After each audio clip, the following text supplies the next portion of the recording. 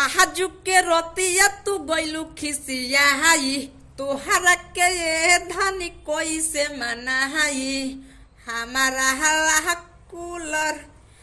आहाजु के रोतिया तू गइलू खिसियाई तोहरा के ये धनी कोई से मनाई लागला गरमिया बेनिया डोलाई देता हो ए राजा हो हमारा हला कूलर लगावाई देता हो ए राजा हो हमारा हला कूलर लगावाई देता हो।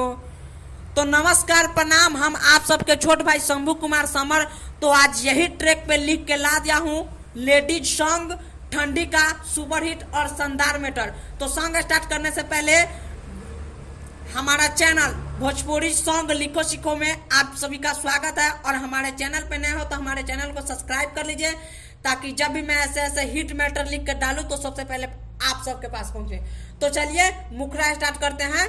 लेडीज अपने हस्बैंड से क्या कहती है देखिए इस मुखड़ा के माध्यम से।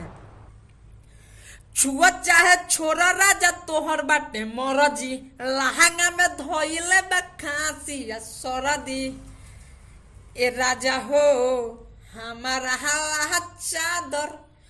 छुअत चाहे छोरा राजा तोहर बाटे मरजी लहंगा में धोइले खांसी या सरदी आवा जल्दी सीनावा सटाई लेता हो ए राजा हो ठंडा लागे चादर मांगवाई देता हो ए राजा हो हमारा हला चादर मांगवाई देता हो।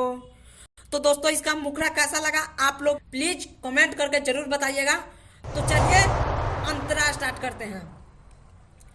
स्वेटर से काम नहीं चली देहिया हमार थरथराता जाही के बजरिया से लादा दर्द करता बड़ी माथा।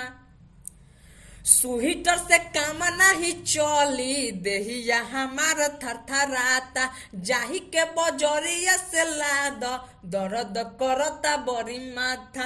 मानी ल कहनावा सपनावा पुराई देता हो ए राजा हो हमारा हला चादर मांगवाई देता हो ए राजा हो हमारा हला चादर मांगवाई देता हो। तो दोस्तों इसका अंतरा कैसा लगा आप लोग प्लीज कमेंट करके बताइएगा। तो चलिए इसका नाम अंतरा सुनाते हैं।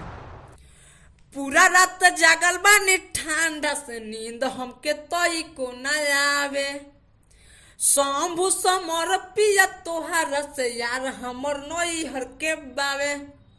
अरे पूरा रात जागल बानी ठंडा से नींद हमके तोई को न आवे शंभू समर पिया तोहार से यार मोरा नई हर के बावे। बात माना में हरी के सारा सजाई देता हो ए राजा हो हमारा हला चादर मांगवाई देता हो ए राजा हो हमारा हला चादर मांगवाई देता हो। या दोस्तों मतलब ये भी लगा सकते हैं ए राजा हो ठंडा लागे चादर मांगवाई देता हो। मतलब गाना सबसे सुपरहिट और शानदार लिखा गया है। आप लोग गाइए और गर्दा उड़ाइए और जाते जाते हमारे चैनल को सब्सक्राइब कर लीजिए।